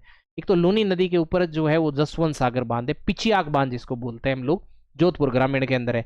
उसी की एक सहायक नदी है जवई, लूनी की सहायक नदी। जवई नदी पर जवई बांध बना हुआ है सुमेरपुर पाली के अंदर। बहुत पश्चिमी राजस्थान का सर्वाधिक जल भराव क्षमता वाला बांध है, जिसे मारवाड़ का अमृत सरोवर के रूप में जानते हैं। सुमेरपुर पाली के अंदर है, जवई नदी के ऊपर बंधा हुआ है। और साबरमती की एक सहायक नदी है शेई, उदयपुर में। तो उसी से एक सही जल सुरंग निकाली गई है, जो राजस्थान की पहली जल सुरंग है। उसी से जवाई बांध के अंदर पानी आता है। ये सब नदियों के अंदर, बांधों के अंदर पढ़ाया हुआ आपको। उसके बाद हम लोगों ने इसी की सहायक, अच्छा, जसवंत सागर, पिचियाक बांध, ये मैंने आपको बता दिया। लूनी नदी पर ये जोधपुर ग्रामीण के अंदर। ऐसे ही इसी लूनी की सहायक है एक बांडी नदी। उसी बांडी नदी पर ही एक बांध बना हुआ है जिसका नाम है हेमावास। वो कहाँ है सर? पाली के अंदर। हम बांडे ऐसे करके याद रख लो। एक बांकड़ी बांध है जो कि शुगड़ी नदी पर है, जालोर के अंदर। शुगड़ी नदी पर दो बांध याद रखना है आपको, एक सरदार समद बांध है और एक बांकड़ी बांध है, दोनों याद रख लेना है। दोनों ही शुगड़ी नदी पर है। एक जालोर के अंदर है जो कि बांकड़ी बांध है, सूख करके बांका हो गया, याद रख लेना। ऐसे बांका हो गया तो जड़ा दो, जालोर हो जाएगा। ऐसे फिर आपके पास में शुगड़ी नदी पर ही पाली के अंदर सरदार समद बांध भी है। इसी तरीके से एक बांध है, आपको याद रख लेना है कि जैसे जो माही नदी है, माही के ऊपर हमने देखा कि माही बजाज सागर बांध है, कागदी पिक बांध है। कागदी पिक बांध से कुछ नहरें निकाली गई, दो। उनमें से एक नहर का नाम भिकाबाई सागवाड़ नहर है। उसी के ऊपर माही नदी के ऊपर ही है ये कडाना बांध, सॉरी, वो कागदी पिक बांध वाला जो क्षेत्र है ना, बांसवाड़ा वाला, डूंगरपुर वाला, उसी रीजन पे ध्यान रख लेना। तो वहां से ये डूंगरपुर सर्वाधिक लाभान्वित जिला है भिकाबाई सागवाड़ परियोजना से, ध्यान रखना। ये माही नदी के ऊपर ही है। उसके बाद एक मोती झील है, बहुत महत्वपूर्ण है, भरतपुर की जीवन रेखा कहते हैं। रूपारेल नदी जो कि अंत्य प्रवाह की महत्वपूर्ण नदी है, अलवर से फिर डीग भरतपुर में बहती है ये रूपारेल नदी। उसी पर मोती झील है। और ध्यान रख लेना है कि मोती झील जो है ये भरतपुर की जीवन रेखा, वहीं से एक सुजान गंगा नहर निकाली गई है, ध्यान होगा आपको, जो कि जिससे किसको, लोहागढ़ दुर्ग को पानी सप्लाई होती है। इसके बाद हमने जसवंत सागर ये देख लिया, ये हेमावास देख लिया, ये सब हम लोगों ने देख ली। मानसी वाकल परियोजना, ध्यान है आपको, मानसी वाकल साबरमती की, वेत्रक, सई, हतमती, है ना, मेशवा, मानसी, वाकल, ये सब किसकी सहायक नदी है? आपने देखा था किसकी सहायक नदी है? साबरमती की।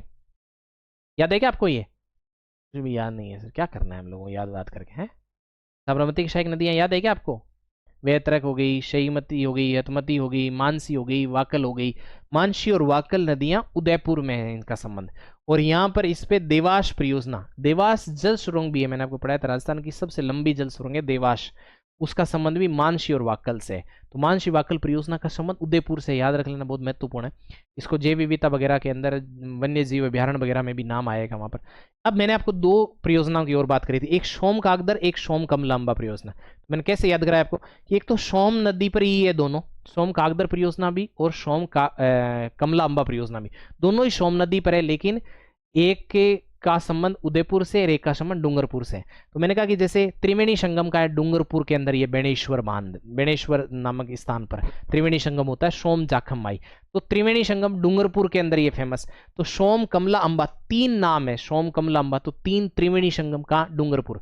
तो याद रखना है सोम कमला अंबा परियोजना डूंगरपुर के अंदर, और सोम कागदर दो ही नाम है तो उदयपुर के अंदर, लेकिन दोनों का संबंध सोम नदी से ही है, याद रखना है। फिर हमने अजान बांध देखा था जिसका संबंध बाणगंगा और गंभीर नदी जो भरतपुर के अंदर उनका संगम होता है, उसी स्थान पर बना हुआ है अजान बांध, जिससे केवला देव को भी पानी की सप्लाई होती है। अजान बांध याद रख लेना है, भरतपुर याद रखना, इंपॉर्टेंट है। मैंने कहा कि जमुआ रामगढ़ अभ्यारण्य भी है, जमुआ रामगढ़ बांध भी है। जमुआ रामगढ़ बांध और माधो सागर बांध को पानी सप्लाई होता है बाणगंगा नदी से, बाणगंगा नदी से पानी सप्लाई होता है दोनों को। ये जो है वो जयपुर ग्रामीण के अंदर है। जमुआ रामगढ़ अभ्यारण्य भी है, बहुत फेमस है, और जमुआ रामगढ़ बांध भी है जो बहुत फेमस है, जयपुर के अंदर ही है। अब जयपुर ग्रामीण, जयपुर अलग हो गया, पहले जयपुर के अंदर ही था, तो जयपुर ग्रामीण के अंदर है, ध्यान रख लेना है। और माधो सागर बांध दो शायद जिनको दोनों को ही पानी सप्लाई होता है बाणगंगा नदी से, याद रखना है। उसके बाद बंद बारेठा है, बंद बारेठा हम उसको जैव विविधता में, बायोडाइवर्सिटी में भी पढ़ेंगे। कुकुंद नदी पर भरतपुर के अंदर है, इंपॉर्टेंट है, याद रख लेना। बंद बारेठा का संबंध होगा कुकुंद नदी से। उसके बाद नारायण सागर बांध है, खारी, ये आपके पास में बनास और उसकी सहायक नदियों से संबंधित कुछ बांध है जिनकी बहुत डिटेल से हम लोगों ने बात करी है। नारायण सागर बांध खारी नदी पर है ना, नारायण हर सब कुछ खारा ही खारा मिल रहा है, मिठा कुछ मिल ही नहीं रहा। तो नारायण सागर बांध खारी नदी पर, ब्यावर के अंदर। उसके बाद यदि आप देखोगे तो मेजा बांध है, मैंने कहा कि मेज नदी चंबल की सहायक है, और मेजा बांध कोठारी नदी पर है जो कि बनास की सहायक है। याद रहना चाहिए कि मेजा बांध जो है वो कोठारी नदी पर है। कोठारी नदी का उद्गम राजसमंद की दिवेर पहाड़ियों से होता है। राजसमंद भीलवाड़ा शाहपुरा में जाकर के बनास नदी के अंदर मिलती है, ध्यान है आपको। बनास नदी का उद्गम कहां से होता है तो खमनोर की पहाड़ियों से होता है, राजसमंद की खमनोर की पहाड़ियों से होता है। बनास नदी राजसमंद से निकलने के बाद चित्तौड़, भीलवाड़ा ऐसे जाती है। भीलवाड़ा के अंदर ही कोठारी, सॉरी भीलवाड़ा फिर शाहपुरा, शाहपुरा के अंदर ही कोठारी नदी मिलती है। लेकिन कोठारी नदी का उद्गम राजसमंद से हो रहा है, राजसमंद से भीलवाड़ा, भीलवाड़ा से शाहपुरा जा रही है। लेकिन बागोर की सभ्यता और मेजा बांध दोनों का संबंध कोठारी नदी से, और दोनों का ही संबंध भीलवाड़ा से, याद रखना। उसके बाद हमने अडवान बांध की बात करी जो कि मासी अड़ गई है कि ससुराल जाना है मेरे, ऐसे करके अपने याद करा था। तो अडवान बांध मानसी नदी पर भीलवाड़ा के अंदर है, ये हम लोगों ने देखा। उसके बाद हमने मोरेल बांध की बात करी। मोरेल नदी का उद्गम जयपुर ग्रामीण से होता है, दोसा से होते हुए सवाई माधोपुर में जाती है, और मोरेल जो नदी है वो बनास की सहायक है। इस पर बनास में जाकर के ये मोरेल नदी सवाई माधोपुर में जाके मिल रही है, वहीं पर इस पे मोरेल बांध भी बना हुआ है जो कि कहां पर है सर, सवाई माधोपुर के अंदर है। इसके बाद कुछ परियोजना है जिनका आपको याद रखना है, जैसे आपके पास में गरदड़ा परियोजना है, गुड्डा परियोजना है, चाकण परियोजना है। इन सब का संबंध बूंदी से, याद रख लेना। तो बूंदी चाखी, बूंदी चखाई गुन तुम थागे ब्याह के मायने मने तो एक बूंदी भी गुन चखाई, तो ऐसे याद कर लेना। मैं तो गर्दा उड़ा दूंगा, तो गरदड़ा और चाकण जो है ये दोनों बूंदी से संबंधित है। अरे आन छेड़ो मती, ए चित्तौड़, चित्तौड़ क्या था, मेवाड़ का एक तरीके से महत्वपूर्ण केंद्र था। अरे इन मत छेड़ो, ओ चित्तौड़ जार रोई, ऐसे करके याद कराना। तो ओराई परियोजना का संबंध चित्तौड़ से, ऐसे याद करा था। कोटाशू कागज आयो, तो कागज कब आया कमली के लिए, सावन भादो के महीने में आया, तो सावन भादो परियोजना का संबंध कोटा से है। कोटाशू कागज आयो, और तो वो कब आया, सावन भादो के महीने में अच्छा लगता है कागज, हरियाली वगैरह होती है ना, तो सावन मई भादो में आया था, ये याद करा। फिर मैंने आपको करा था कि तकलीर, कतलीर, ये कोटा की कतली फेमस है, ऐसे याद रख लो, या तकली से याद कर लो, या कोटा की कतली फेमस है, ऐसे याद कर लो। तो कोटा के अंदर तकली परियोजना हो जाएगी। फिर हम लोगों ने यह तक बीवी की लाश हाथी पर रख करके बाहर ले गया, तो बीवी से बी से बैंथली हो जाएगा, वी से विलास हो जाएगा, लाश से लाशी हो जाएगा, हाथी पर तो हथियादे हो जाएगा। ये सब कहाँ बाहर ले गया तो 12 हो जाएगा। तो बीवी की लाश हाथी पर रख करके बाहर ले गया, तो 12 के अंदर, बाहर से मतलब 12, बी से बैंथली, वी से विलास, लाश से लाशी, हाथी से हथियादे, ये सारी परियोजना कहाँ है सर, ये 12 के अंदर है। लाशी, विलास, बैंथली और हथियादे, ये हम लोगों ने करा था। उसके बाद में मैंने कहा कि ये कुछ झालावाड़ के अंदर बहुत सारी परियोजना है, ऐसे याद रख लेना है। कैसे याद रखोगे, कैसे याद करा कि हरीश, मनोहर और भीम जो है वो गागरा और चोली लेके गए हैं छाप लगवाने के लिए। तो ये कहाँ ले गए हैं, झालावाड़। तो आपके पास में कौन हो जाएगा, हरीश हो जाएगा, हरीश हो जाएगा, मनोहर हो जाएगा, और हरीश, मनोहर, भीम, गागरा और चोली छाप लेने लगाने बाड़मेर लेके गए हैं, सॉरी झालावाड़ लेके गए, सॉरी। तो आपके पास में बाड़मेर ही नाम है, तो हरीशचंद्र परियोजना हो जाएगी। इसके अलावा मनोहर से मनोहर थाना परियोजना हो जाएगी, भीम से भीम सागर परियोजना हो जाएगी, गागरा से गागरीन परियोजना हो जाएगी, चोली से चोली या चौली परियोजना हो जाएगी, छाप ले जाने के लिए छापी परियोजना हो गई। कहाँ लेके गए, झालावाड़ में। तो भीम सागर हो गया, मनोहर थाना हो गया, हरीशचंद्र हो गया, गागरीन हो गया, छापी हो गया, है ना। ये सारी परियोजना कहाँ पर है, आपके पास में झालावाड़ के अंदर। फिर हम लोगों ने देखा कि पांचना बांध की बात, मिट्टी का बना बांध है, करौली के अंदर है, 5 महत्वपूर्ण नदियों के संगम पर बना हुआ है, भद्रावती, माची, अट्टा, भैंसावट, बरखेड़ा, इन पे मिट्टी का बांध है, जो कि करौली के अंदर बहुत फेमस बांध है, पांचना बांध, याद रख लेना। उसके बाद हमने कहा चूलीदे परियोजना, जो कि भद्रावती नदी पर करौली के अंदर है। तो इस तरीके से हमने, अब एक इसके अंदर जो लघु परियोजना है कुछ 15-20 वो परियोजनाएं बच गई है, बाकी हम लोगों ने पढ़ भी सारी ली है और रिवाइज भी। तो कल मैं आपको लघु जो परियोजना है वो एक तरीके से पढ़ा दूंगा, फिर अपन उसको रिवाइज भी कर लेंगे। लेकिन बड़ी जितनी भी परियोजनाएं है, बांध से जुड़ी है या नहर से जुड़ी है, उनको हमने 6 क्लासेस में कंप्लीट करा है। उसके बाद हम लोगों ने कई बार उनका रिवीजन करा है। आज मैंने आपको 1-1.5 घंटे में क्विक रिवीजन भी, आपको घंटे भर में क्विक रिवीजन भी करवा दिया है, घंटे से भी कम समय हुआ है। तो आप इसको मेरे हिसाब से अच्छे से करेंगे। अब अपने को लघु परियोजनाएं जो है, छोटी छोटी परियोजनाएं, उन परियोजनाओं को कल देखना है, तो हम लोग इसकी बात कल करते हैं। यहाँ तक कोई दिक्कत है तो बोलो। हाँ, साबरमती ये सब बताओ, यहाँ तक कोई इशू